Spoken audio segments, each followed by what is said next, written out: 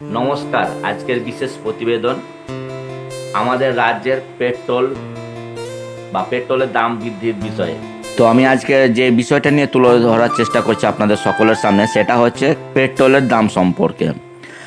এই ইলেকশনের আগে ঠিক একেবারে ইলেকশনের মুখে পেট্রোলের দাম হট করে কমে গেল 2 টাকা। তো এই 2 টাকা পেট্রোলের দাম কমে গেল, সবই ঠিক আছে, কারণ আমরা জানি যে কি আমরা হচ্ছে এমন একটা দেশে বসবাস করছি যে সমস্ত রকমের ট্যাক্স দিতে হয় গরিব মানুষকে, আর সমস্ত রকমের সুযোগ সুবিধা ভোগ করে আমাদের দেশের সাংসদ, এমপি, এমএলএরা। তো রাজ্যসভার সাংসদ ইনারা সমস্ত রকমের সুযোগ সুবিধা ভোগ করেন। মানে যদি গরিব বলা হয় সব থেকে বেশি, তাহলে ইনারা হচ্ছে সব থেকে দেশের গরিব মানুষ। আর ইনারা খেতে পায় না, কারণ ক্যান্টিনে দেখবেন যে কি এখনও মনে হয় 7 টাকা কত পয়সাতে ইনারা খাওয়া দাওয়া করেন। মানে সব থেকে গরিব মানুষ হচ্ছে আমাদের দেশের এমপি, এমএলএরা বা রাজ্যসভার সাংসদরা। তো ইনারা এমনভাবে এটাকে হাইলাইট করলো যে ভোটের মুখে তেলের দাম কমিয়ে দেওয়া হলো। তো আমরা ঝাড়খণ্ডের একটা বিষয়ে, মানে পেট্রোলের মালিকের দোকানে দেখছি বা পেট্রোল পাম্পে দেখছি, সেখানে তেলের দাম হচ্ছে 98 টাকা 89 পয়সা, এইরকম একটা। তো সেখানে পেট্রোলের দাম হচ্ছে কম, আর আমাদের রাজ্যে মানে পশ্চিমবঙ্গে পেট্রোলের দাম হচ্ছে 104 টাকা। তো আমাদের রাজ্য পেট্রোলের দাম কমাবে না। দেখুন, পার্শ্ববর্তী যে আমাদের ঝাড়খণ্ড, সেখানে পেট্রোলের দাম কম। মানে আমাদের এখানে এখন চলছে 104 টাকা প্লাস, তো সেখানে হচ্ছে 98 টাকা 89 পয়সা। তো আমাদের রাজ্যে সব পাশাপাশি রাজ্য, সেখানে যদি পেট্রোলের দাম কমতে পারে, আমাদের রাজ্য পেট্রোলের দাম কমা উচিত, কম থাকা উচিত, কিন্তু কম নেই। সমস্যা একটাই, যে আমরা বলি না যে আমাদের যখন একটু পেট্রোলের দাম, এখন যদি পেট্রোলের দাম বেড়ে যায়, সব আগে ঝাঁপিয়ে পড়বে রাজনৈতিক নেতারা। এখন আমাদের দেশের যা অবস্থা, যদি আমাদের রাজ্যসভার সাংসদ বা আমাদের লোকসভার সাংসদ, এমপি, এমএলএরা দেশের সবাই যদি গাড়ি ত্যাগ করে দেয়, তাহলে আমাদের পেট্রোলের দাম একেবারে কমে যাবে। নিজের পয়সা ব্যবহার করুক, ওরা সমস্ত রকমের সুযোগ সুবিধা পেয়েছে।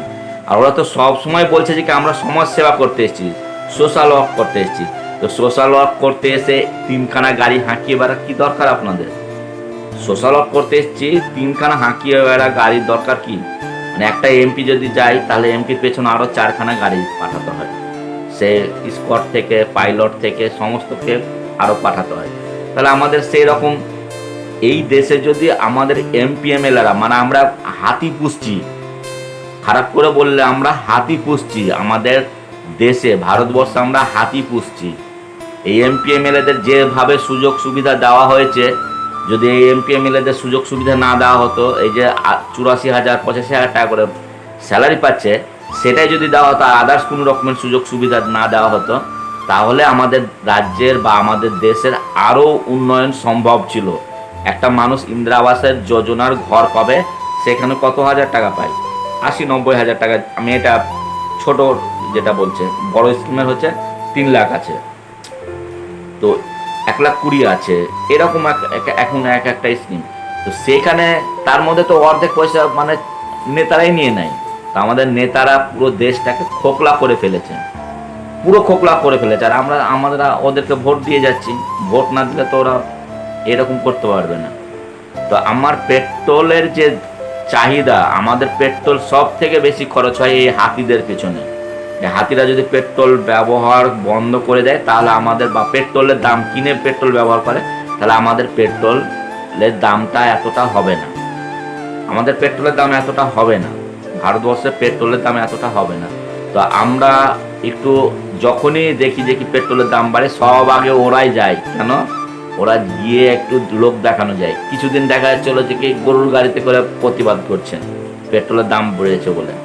তো এসব লোক দেখানো, তো এরকম চলতে থাকবে আমাদের দেশ। বুঝতেই পারছেন, ধর্মনিরপেক্ষ দেশ, তারপরে হচ্ছে আমাদের সেকুলার দেশ, তারপরে আমাদের মানে আরও কত কি বলবো, সিলেক্টেডের দেশ, ইলেক্টেড না, সিলেক্টেড হবে, ইলেক্টেড হয়ে আসছে, কত রকমের সমস্যা তৈরি করেছে। কেউ সিলেক্টেড, কেউ ইলেক্টেড, এইভাবে আমাদের দেশের অবস্থা 12টা বাজিয়ে ফেলেছে।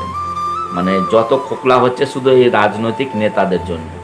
এরা সমস্ত কিছু, এদের ভাতা বন্ধ করে দেওয়া হোক, দেখবেন যে কি বলবেন আর আমরা সোশ্যাল ওয়ার্ক করতে এসেছি। সোশ্যাল ওয়ার্ক ভুলে যাবে, নিজের টাকা খরচ করে কেউ সোশ্যাল ওয়ার্ক করে না। তো আজ এই পর্যন্ত। ভালো লাগলে অবশ্যই শেয়ার কমেন্ট করবেন। নমস্কার।